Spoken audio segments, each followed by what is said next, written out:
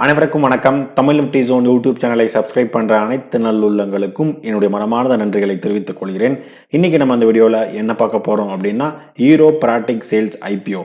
So இந்த company எந்த விதமான பிஸ்னஸ் பண்ணிட்டு இருக்காங்க, இந்த ஐபிஓ எப்போ ஓப்பன் பண்ணுறாங்க, க்ளோஸ் பண்ணுறாங்க, லிஸ்டிங்கில் வராங்க, இந்த கம்பெனியோட ஃபினான்ஷியல் ஸ்டேட்டஸ் எப்படி இருக்குது, கேபி எப்படி இருக்குது, ஃபைனலாக கிரே மார்க்கெட் ப்ரீமியம் எந்த அளவுக்கு ரன் ஆகிட்டு இருக்கு அப்படின்றத டீட்டெயில்டாக ஒன் பை ஒன்னாக நம்ம வந்துட்டு தமிழில் பார்க்க போகிறோம். ஸோ நான் வந்து செபி ரிஜிஸ்டர்ட் அட்வைசர் கிடையாது. நீங்கள் இன்வெஸ்ட்மெண்ட் ஸ்டார்ட் பண்ணுறதுக்கு முன்னாடி உங்கள் ஃபினான்ஷியல் அட்வைசரை ஒரு தடவை செக் பண்ணிவிட்டு உங்கள் ரிஸ்க் ரிவார்ட் ரேஷியோக்கு ஏற்ற மாதிரி உங்கள் இன்வெஸ்ட்மெண்ட்டை ஸ்டார்ட் பண்ணுங்கள்.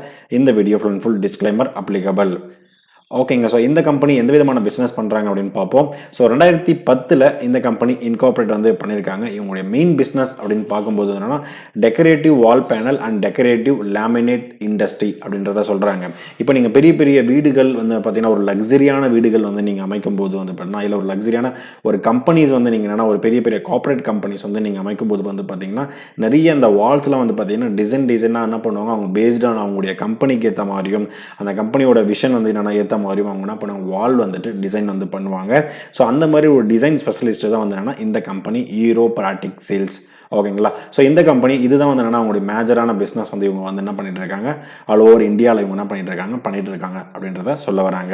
ஜஸ்ட் உங்களுக்கு ஒரு எக்ஸாம்பிளுக்காக நான் ஒரு சில இமேஜஸ் வந்து நாங்கள் வந்து என்ன பண்ணியிருக்கேன் போட்டிருக்கேன். ஓகேங்களா. ஸோ லாஸ்ட் ஒரு 7 வருஷமாக வந்து பார்த்தீங்கன்னா இவங்க வந்துட்டு இந்த இதில் வந்து ரொம்பவே என்னென்னா நல்லாவே கியூக்காக வந்து என்னென்னா வளர்ந்துட்டு வராங்க அப்படின்றத சொல்ல வராங்க.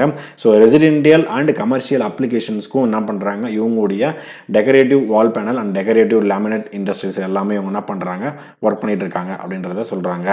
So as per March 31, 2025 status படி வந்து பார்த்தீங்கன்னா இவங்க கிட்ட 30 ப்ராடக்ட் கேட்டகரிஸ் வந்து பார்த்தீங்கன்னா இவங்ககிட்ட இருக்குது.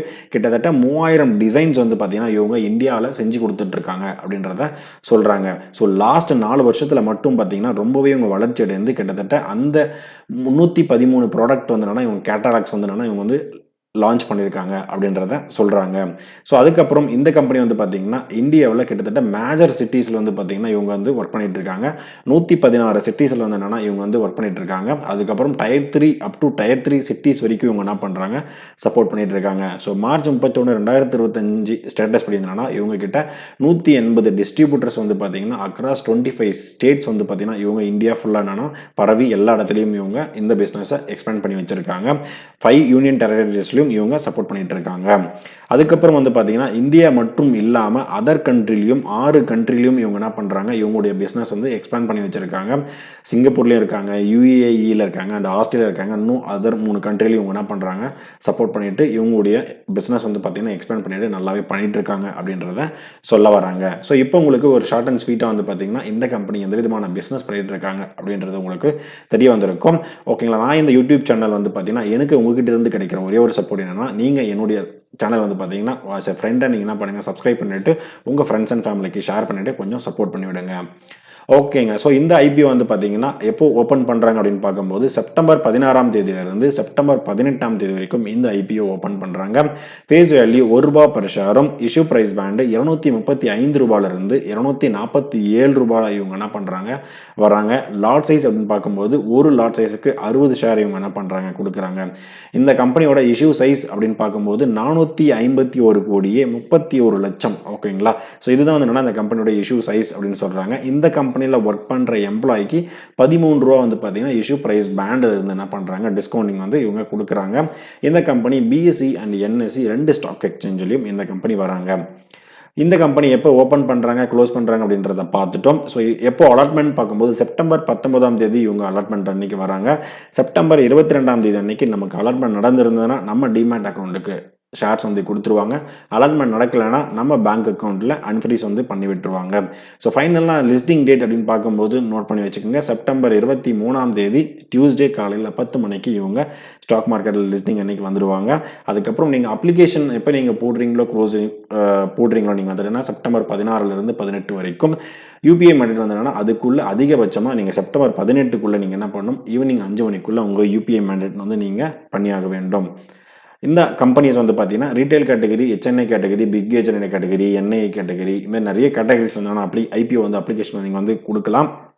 அதில் நம்ம சப்ஸ்கிரைபர் அதிகமாக இருக்கிறது வந்து பார்த்தீங்கன்னா ரீட்டைல் கேட்டகரி. ஸோ இந்த ஐபிஓ நீங்கள் அப்ளை பண்ணுறதுக்கு குறைந்தபட்சம் 14,820 ரூபாய் உங்களுக்கு வந்து என்னன்னா தேவைப்படும்.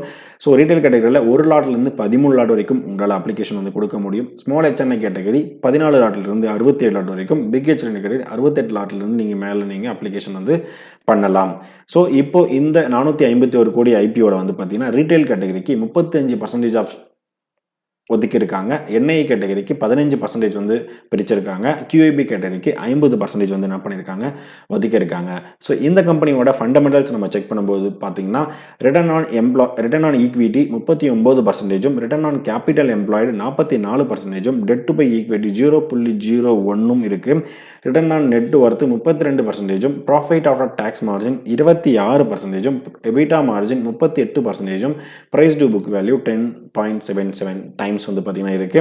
ஸோ இது ஓவரால் பார்க்கும்போது ஒரு நல்ல வேல்யூவேஷனில் தான் வந்து பார்த்தீங்கன்னா இருக்கு. அதாவது என்னன்னா அந்த KPI எல்லாம் பார்க்கும்போது நல்ல ஒரு ரிட்டர்ன் ஆன் ROE நல்லா இருக்கு, ROC நல்லா இருக்கு, டெட் உங்களுக்கு வந்து பார்த்தீங்கன்னா அந்த அளவுக்கு பெருசாக இல்லை, அந்த அளவுக்கு நெக்லிஜிபிளாக தான் இருக்கு.